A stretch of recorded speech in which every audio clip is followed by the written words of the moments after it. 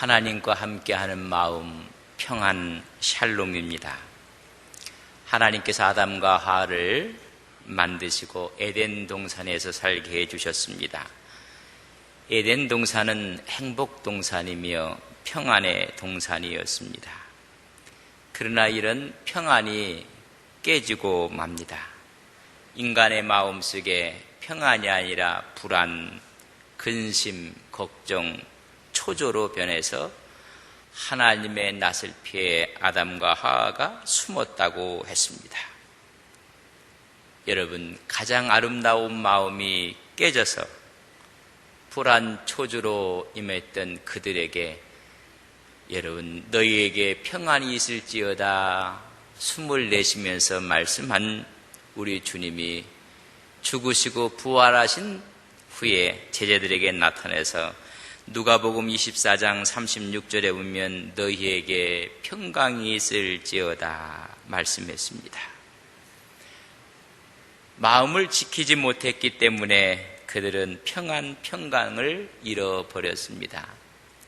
오늘 많이 사는 사람들 가운데 개인적으로, 가정적으로 또한 어떤 단체나 조직이나 평안을 잃어버릴 때가 많이 있습니다. 다 욕심 때문에 일어나는 것이고 유혹에 빠져서 평안을 잃어버리는 것입니다. 잠언 4장 23절에 보면 모든 지킬 만한 것 중에 더욱 내 마음을 지키라. 생명의 근원이 이에서 남이니라.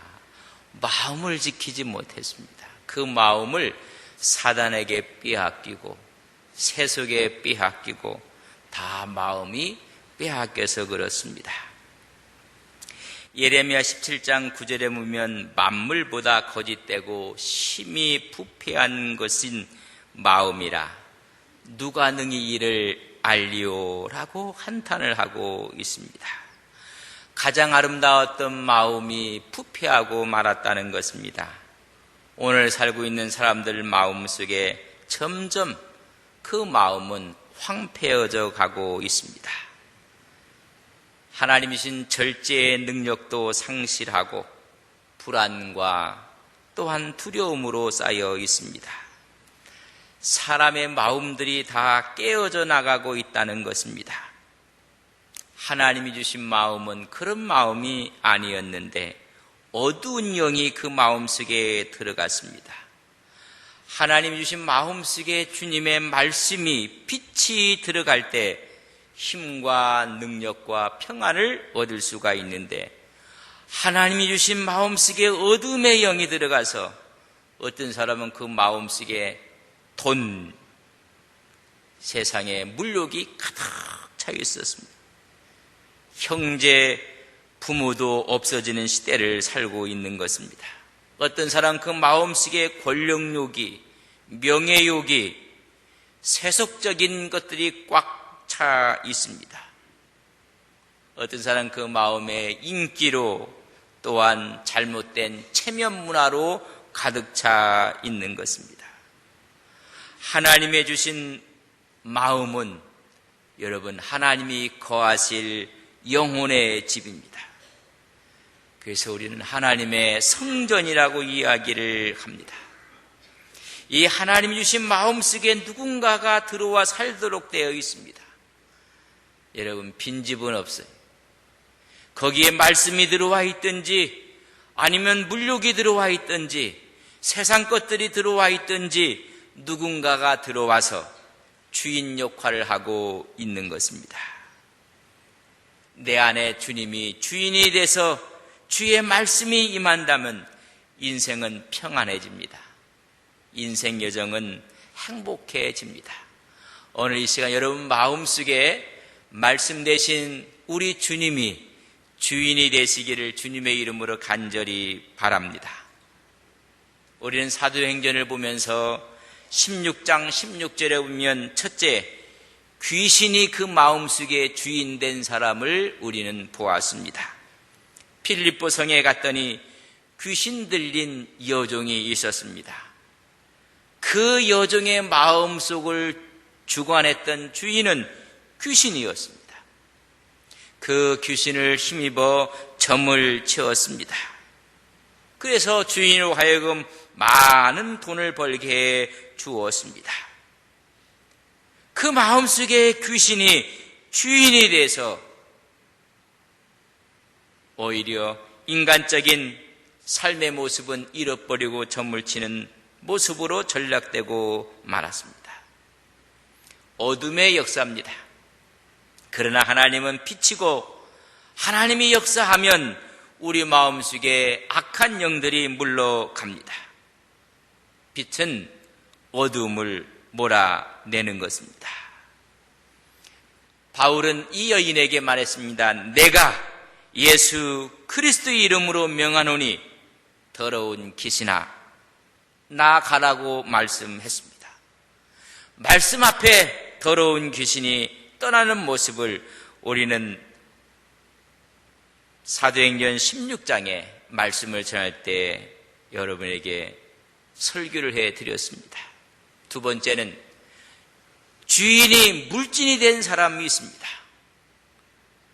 귀신이 마음의 주인이 된 사람이 있는가 하면 물질이 그 사람 마음의 주인이 된 사람 16장 16절과 19절에 나오는 말씀입니다. 귀신 들린 여종의 주인들입니다. 자기의 수익을 위해서 오히려 이 여인을 뒤에서 조종하고 있었던 모습을 우리는 봅니다.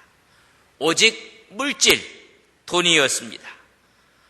한 여인의 인생이 어떻게 되든 말든 악한 영에 사로잡혀서 우리에게 물질적인 돈만 벌 수 있다면 모든 것이 가능하다고 생각했던 사람들.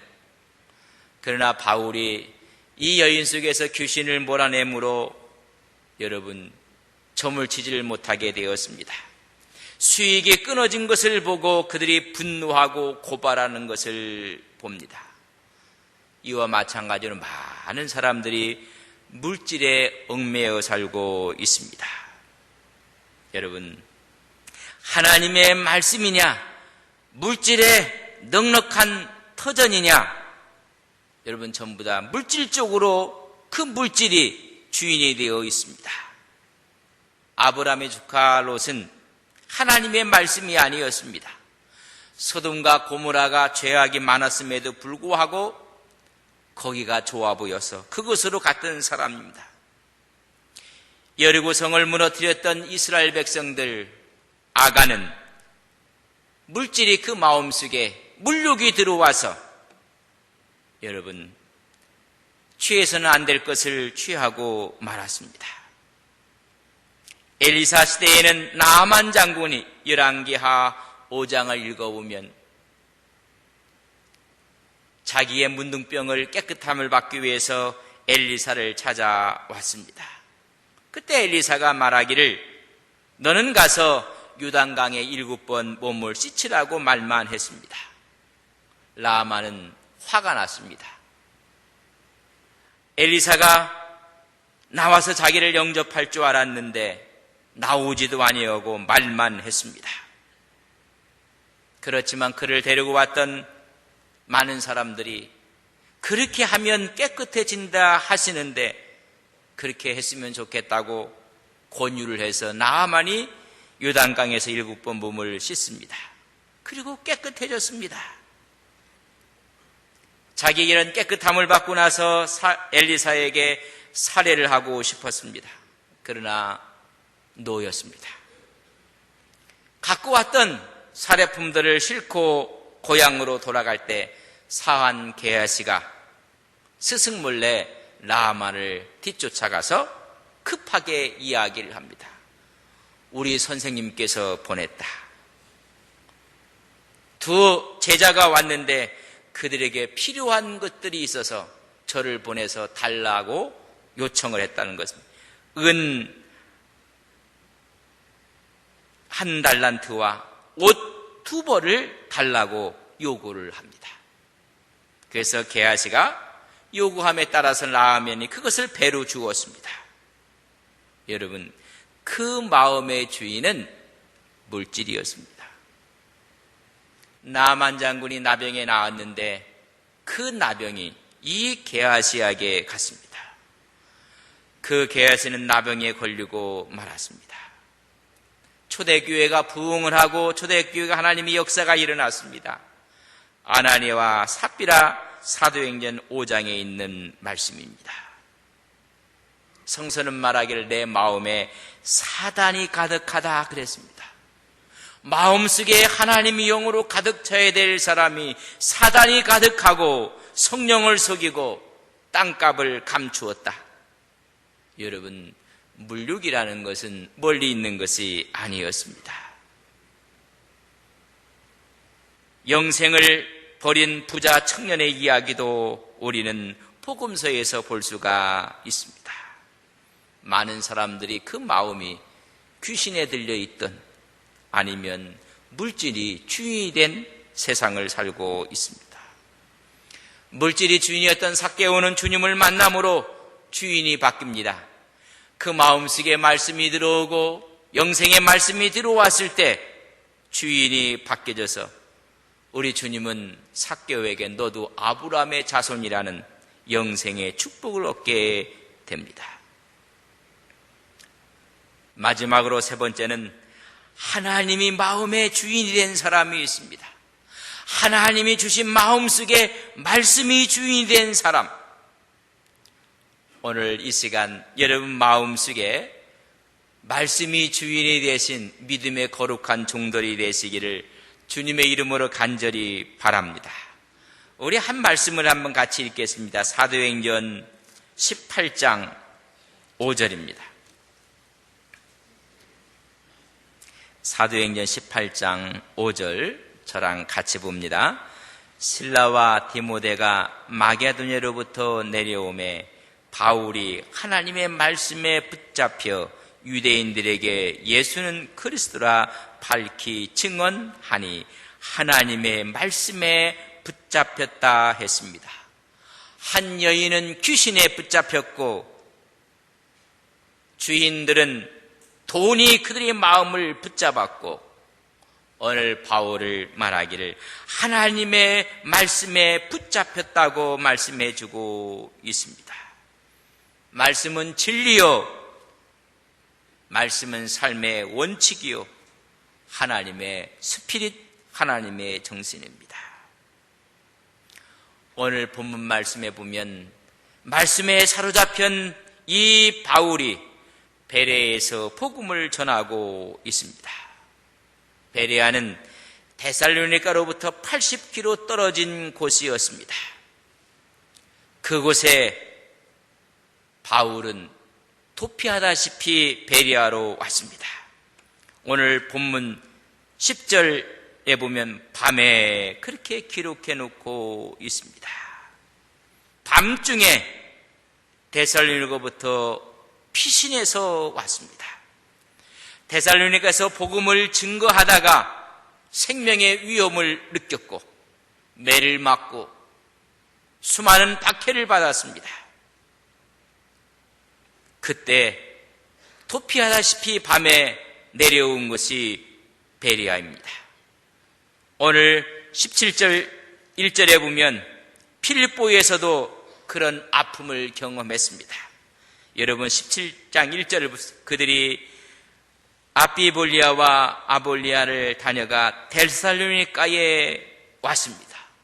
이제 데살로니가에서 베레아까지 내려오게 되었다는 것입니다. 필립보에서 매를 맞고 피신해 온 곳이 아비볼리인데 아비볼리까지는 필립보에서 50km입니다. 아비볼리에서 아볼로니아까지도 50km의 거리가 됩니다. 아볼로니아에서 데살로니가까지 왔는데 거기가 60km가 됩니다. 160km를 내려와서 데살로니가에서도 복음을 전하다가 거기서도 폭동이 일어나서 도피해서 베레아로 내려왔습니다. 베레아까지는 80km가 되는 거리를 여러분 내려와서 베레아에서 또 복음을 전하고 있습니다. 이 상황을 데살로니가 전서 2장 2절에 보면 너희가 아는 바와 같이 우리가 먼저 필립보에서 고난과 능욕을 당하였으나 우리 하나님을 힘입어 많은 싸움 중에 하나님의 복음을 너희에게 전하였노라. 내가 필립보에서 그런 고통과 아픔을 당했고 이 데살로니가 와서도 복음을 전했다. 근데 그 데살로니가에서 또 폭동이 일어나므로 밤에 베리아로 내려온 것이 10절에 있는 말씀을 말씀해 주고 있습니다. 말씀에 사로잡혔던 바울의 생애를 보면 여러분, 생명을 유지하기 위해서 때로는 도피를 해야 되고 도망을 가고 또 그곳에서 복음을 전했던 모습을 봅니다. 빌립보에서는 고난과 능욕을 당했고 투옥되었고 160km가 떨어진 데살로니까지 400리를 달려와서 거기서도 복음을 전합니다.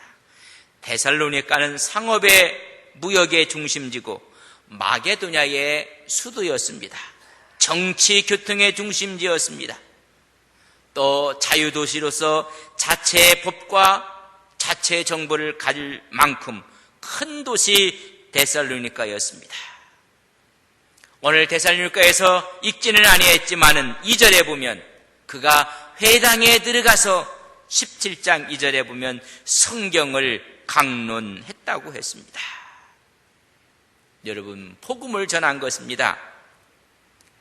바울은 자기가 전하는 하나님의 메시지의 근거와 권위를 하나님의 성경 말씀에 두었습니다. 성경을 강론했습니다. 그 내용은 그리스도의 죽으심, 그리스도의 부활, 바로 그 예수가 하나님의 아들됨을 전했습니다. 주의 있게 우리가 기억할 것은 17장 2절에 보면 성경을 강론했다고 말씀해 주고 있습니다. 오늘 많은 하나님의 말씀보다는 철학을, 심리학을, 종교학을 아니면 사회학을, 인문학을 이야기하지 않았습니다. 다 모든 면에 발달한 곳이었지만은 하나님의 말씀을 3주 동안 강론하고 있는 모습을 볼 수가 있습니다. 우리는 하나님의 말씀을 들어야 됩니다. 하나님의 말씀을 배워야 하는 것입니다. 하나님의 말씀의 자리에 언제부터 심리학이, 사회학이, 인문학이, 철학이 그 자리에 들어오고 있습니다. 우리는 하나님의 말씀과 성경이 증거하는 것을 우리는 들어야 합니다. 17장 4절에 보면 데살로니가에서 경건한 헬라인의 큰 무리들과 적지 않은 귀비인들이 복음을 받아들였습니다. 놀라운 일이 벌어졌습니다. 상류층의 귀비인들이 예수를 믿게 되었습니다. 그러나 5절로 9절에 보면 반대하고 핍박하는 무리들이 나옵니다. 여러분, 다 유대인들입니다.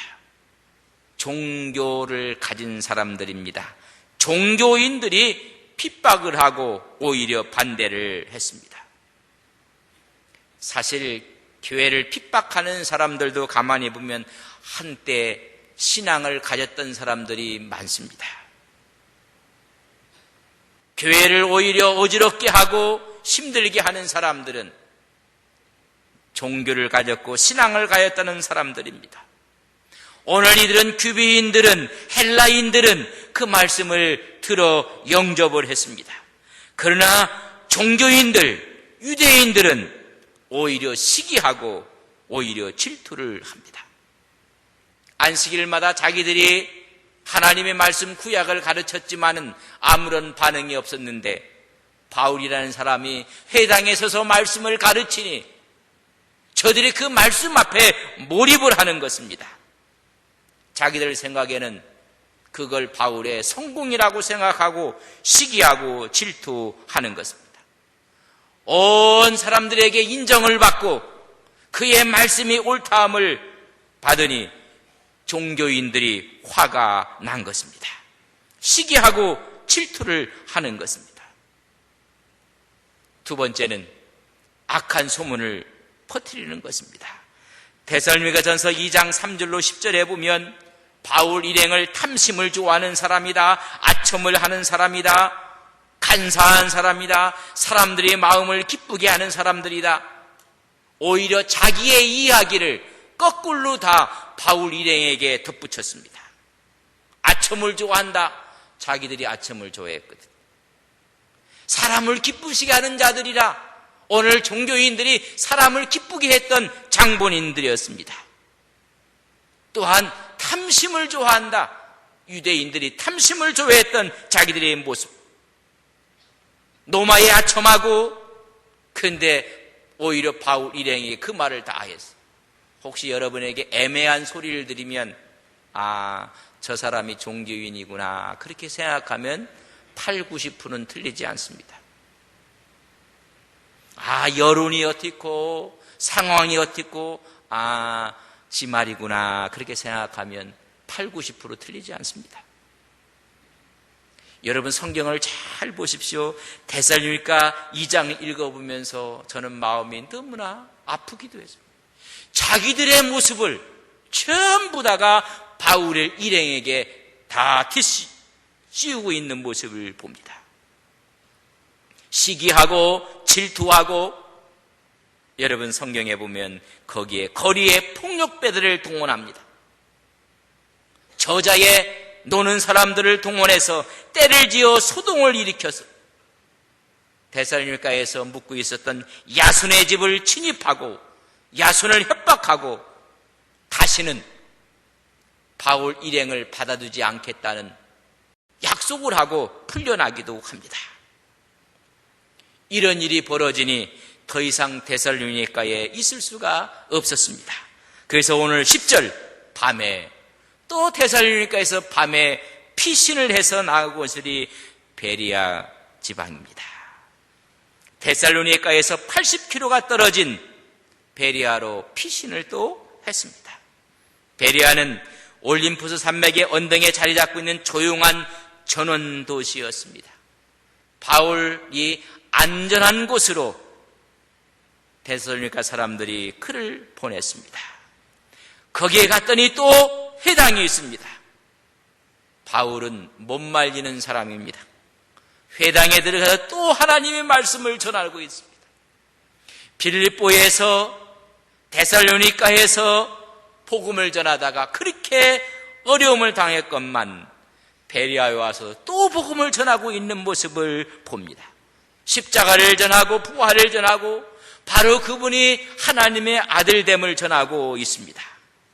그때 베리아 사람들은 어떤 사람이었는가? 11절 말씀을 저랑 같이 읽습니다. 11절 있습니다. 베리아에 있는 사람들은 데살로니가에 있는 사람들보다 더 너그러워서 간절한 마음으로 말씀을 받고 이것이 그런가 하여 날마다 성경을 상고함으로 그 중에 믿는 사람이 많았다 말씀해주고 있습니다. 수도였던 데살로니가에서 폭동이 일어나서 피신한 곳이 베리아였습니다. 근데 베리아 사람들은 데살로니가 사람보다 더 너그러웠다. 지난번 성경에는 더 신사적이었다고 기록해 놓고 있습니다. 이 뜻은 출신이 좋고 가문이 좋고 고귀하고 고상한 사람들이었다. 노블 캐릭터라고 기록을 해주고 있습니다. 신사적이었다는 것입니다. 여러분 사람이 그렇게 생겨야 됩니다. 인품이 그 사람의 성향이 너그러웠다는 것입니다. 우리는 신사의 나라 하면 영국을 가리킵니다. 영국은 야만인이었습니다. 오히려 해적의 민족이었습니다. 그러나 영국에 복음이 들어갔을 때 그들은 신사적인 나라로 바뀌었습니다.